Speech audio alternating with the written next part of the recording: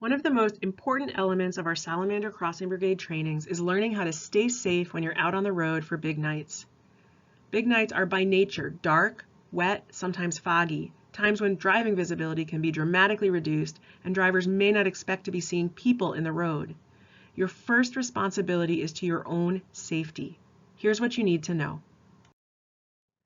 The first and most important thing to know about staying safe on big nights is to wear a reflective vest so that you are visible to cars. This is so important that if you do not yet have a reflective vest or cannot find the reflective vest you do have, you should not go out on the road on big nights. It is vital that you be able to be seen by passing cars, and without a reflective vest on, you are nearly invisible. If you do not yet have a reflective vest, you can find them at nearly any hardware store, sporting goods store, and of course on the internet. We have hundreds of volunteers who participate in the crossing brigades every year across a wide geographic range, so in general we ask that our volunteers provide their own reflective vests. However, if cost is a barrier to you and you live in the Monadnock region, the Harris Center may have a reflective vest that you can borrow. Just drop us a line. The second most important piece of safety equipment is a bright light. Cell phone flashlights are not sufficient. You need a real flashlight or headlamp or both to ensure that you are visible to cars and that amphibians are visible to you. Headlamps are great for seeing your data form and for being seen from a distance, but when it comes to looking for amphibians on the road, nothing beats a handheld flashlight where you can easily direct the beam of light. In addition, you want to make sure that your lights are charged or have fresh batteries in them. This is not the time to grab that old flashlight that's been sitting unused in the junk drawer for a year and hope that the batteries are still good. When you're out on the road, you need to stay alert by looking and listening for cars at all times. If you hear a car coming and you're not sure if the other volunteers have heard it, call out "car" so that they know. Create a community of safety when you're out there. And as soon as you see a car come into view, step aside, off the road. We used to call our volunteers Salamander Crossing Guards. Now we call them the Salamander Crossing Brigades. That's because crossing guards stop traffic, but we do not stop traffic. Our goal is to move amphibians across the road faster than they can move themselves. It is not safe for us to stop traffic, and it is not legal for us to stop traffic, so don't try to do it. In addition, do not shine your lights at cars as they pass by. You run the risk of shining the light right in the driver's eyes and creating an unsafe situation. The best thing to do when a car passes by is to shine your light on yourself to give that reflective vest an added boost of visibility. Last but not least, don't risk your life for amphibians. Now this sounds obvious, but there's one scenario in which it might be a little less clear-cut. If you do this long enough, there will come a time when you have stepped off the road because a car is coming and you are looking out into the road. You are using the headlights from that car because they are illuminating the road better than your flashlight ever could, and you're scanning for critters.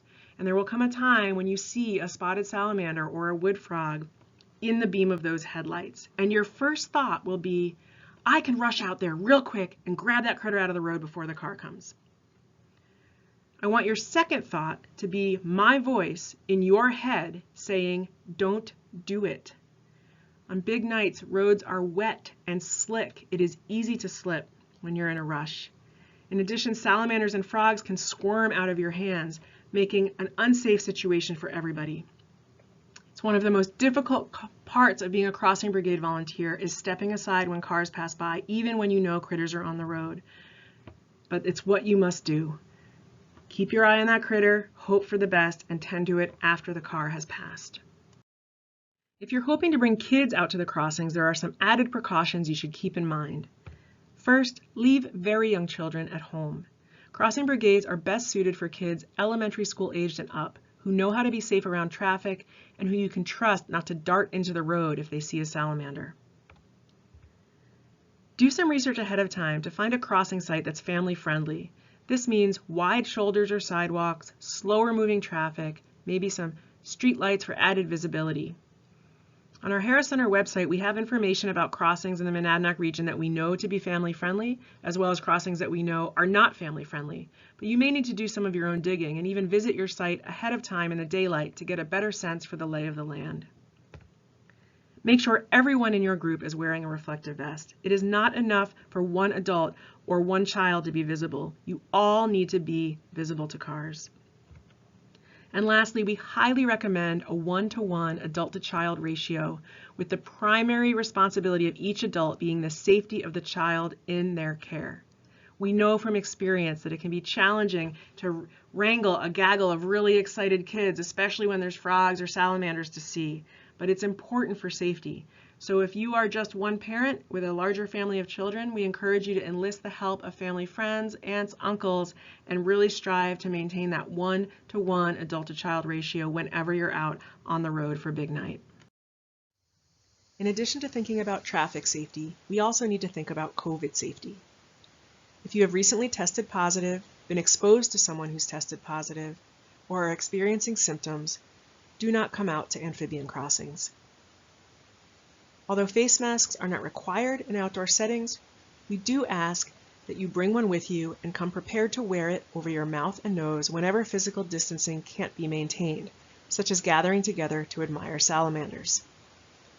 Lastly, do not use hand sanitizer on big nights. Amphibians readily absorb toxins through their skin, and hand sanitizer can be harmful to them. Instead, we recommend that you wash your hands with soap and water before heading out for big night and as soon as you get home after your time on the road. You can also choose to use nitrile gloves, non-powdered, when handling amphibians. This is Andrew, and Andrew is modeling great salamander crossing brigade behavior. First and foremost, he's wearing a reflective vest and has 2 sources of bright light, a headlamp and a flashlight. He's wearing a rain jacket and warm layers to keep himself warm and dry. He's got a brimmed cap to keep the rain off his glasses so that he can see clearly and stay alert to traffic. He's got a pencil ready to go to record his data. And equally as important, he's smiling, he's happy, he's having fun. If you have reached the point of the night when you are no longer smiling because you are cold or tired, you're also not going to be able to be as alert to safety issues, and it is time to go home. We ask our volunteers to come out if they can and to stay as long as they like. And so when it's time to go, it's okay to head on home. That's it for this slideshow. All of these safety tips can be found in a downloadable PDF at harriscenter.org, where we also have a ton of other salamander-related information. So we encourage you to check it out. Thanks again for your attention to safety. We'll see you out on big night.